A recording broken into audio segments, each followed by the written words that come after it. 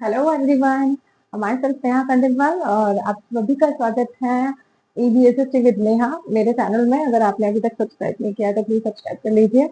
अब हम देखिए, मैंने आपको फर्स्ट हिस्ट्री का जो चैप्टर है, जो सबसे लेंथी है, सबसे ज्यादा मार्क गेनिंग वाला जो चैप्टर है, वो शुरू किया है ताकि आपको अच्छे से इजी से समझ में आ जाए नेशनलिज्म इन इंडिया। तो देखो, मैंने अभी दो टॉपिक्स आपको क्लियर कर दिए। एक तो गांधी के बारे में बताया कि गांधी जी, उन्होंने सत्याग्रह मूवमेंट कहाँ से पहले चालू किया था, अफ्रीका से, फिर देन आफ्टर दैट उन्होंने इंडिया में कहाँ कहाँ किया। तो ये चीज मैंने आपको समझा दी। उसके बाद मैंने कांग्रेस और गांधी जी को एक साथ समझाया। अब मैं तीसरी चीज लेके जा रही हूँ, फर्स्ट वर्ल्ड वॉर। 1915 में इंडिया, गांधी जी वापस आए, लेकिन तब तक 19 फर्स्ट वर्ल्ड वॉर की कहानी समझ लेते हैं बच्चों। देखो, ये क्वेश्चन आएगा आपके पास। क्या क्वेश्चन क्या आने वाला है आपके पास? क्वेश्चन क्या आने वाला है कि सबसे पहले तो क्वेश्चन ये आएगा, क्वेश्चन का पैटर्न समझ लीजिए कि फर्स्ट वर्ल्ड वॉर से हमारे इंडिया में क्या इफेक्ट पड़ने वाला था या क्या इफेक्ट पड़ा। फर्स्ट वर्ल्ड वॉर वहां हो रहा था, लेकिन इंडिया में क्या इफेक्ट पड़ा। तो भाई, इंडिया में क्या हो रहा था आपको जानना तो पड़ेगा। पहले तो ये तो जानो कि फर्स्ट वर्ल्ड वॉर हो कहाँ रहा था, कब हो रहा था, वो टाइमिंग क्या थी, गांधी जी का क्या रोल था, कांग्रेस का क्या रोल था, ये सब मिले हुए हैं। इसलिए मैं आपको समझा रही हूँ। देखिए, जो फर्स्ट वर्ल्ड वॉर है, ये ब्रिटेन वगैरह ये सब लड़ रहे थे, हमें कोई लेना देना नहीं है अभी इस सिचुएशन में।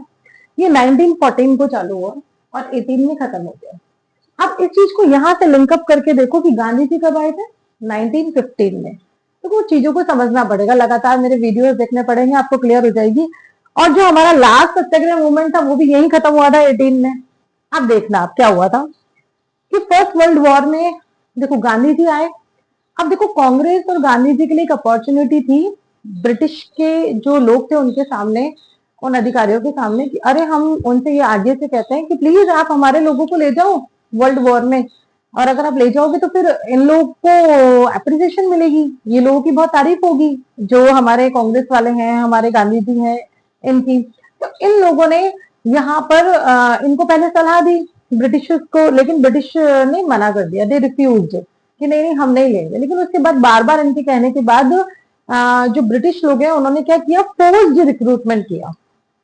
फोर्स्ड रिक्रूटमेंट मतलब जबरन भर्ती करी इंडियंस की वहां पर वर्ल्ड वॉर पे लड़ने के लिए, और इनको भेजा गया।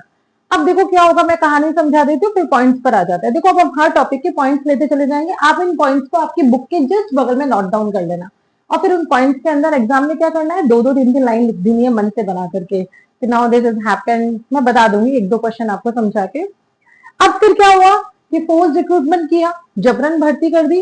अब क्या किया, इनको चाहिए था पैसा, ब्रिटेन के पास पैसा बिल्कुल खत्म हो गया था। फिर इन्होंने क्या किया, इन्होंने क्या किया, हम ऐसा करते हैं कि हमारे जितने भी कॉलोनी वाली कंट्रीज हैं, जितनी भी इन्होंने कॉलोनी बना रखी थी, सब में टैक्स बढ़ा दिया, एकदम से टैक्स रेज कर दिया। आइए मेरे साथ फटाफट, कस्टम ड्यूटीज वर रेज्ड। इसका मतलब टैक्स है। क्या है इसका मतलब बच्चों? Tax.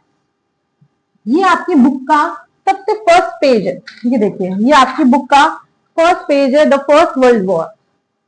The first world war, तो वही मैं आपको समझा रही हूँ। उसके बाद है, देखो क्या हुआ, कस्टम ड्यूटीज वर रेंज, ये पॉइंट क्लियर हो गया।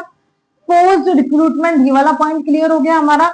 अब देखो क्या है, जब सारे आदमी लोग यहाँ से चले जाएंगे तो आप मुझे बताओ कल्टीवेशन कौन करेगा?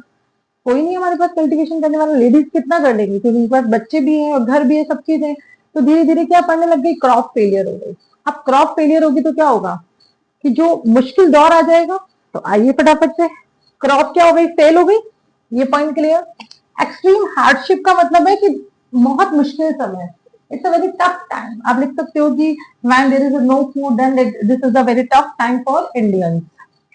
क्रॉप फेलियर हो गया, एक्यूट शॉर्टेज ऑफ फूड, खाने की बहुत क्या पड़ गई, कमी, बहुत ज्यादा। एक्यूट का मतलब तभी होता है जब हम बहुत ज्यादा नेगेटिव के लिए बात कर रहे हैं। अब धीरे धीरे लोगों में क्या फैल गया, एंगर फैले गए ना, लोग विरोध करने लग गए कि भाई लोगों को वापस लाओ, क्योंकि लोग मर भी रहे थे, काफी सारे लोग मरे। अब देखिए नेक्स्ट है फेमाइन, अकाल पड़ गया, ये वाला पॉइंट क्लियर है। अब है इन्फ्लुएंजा एपिडेमिक। देखो हमसे बात कर रहे हैं कि 100 साल बाद कोरोना आया था 2020 में। ये कहा था सब लोगों ने कि हर 100 साल में बीमारी आती है।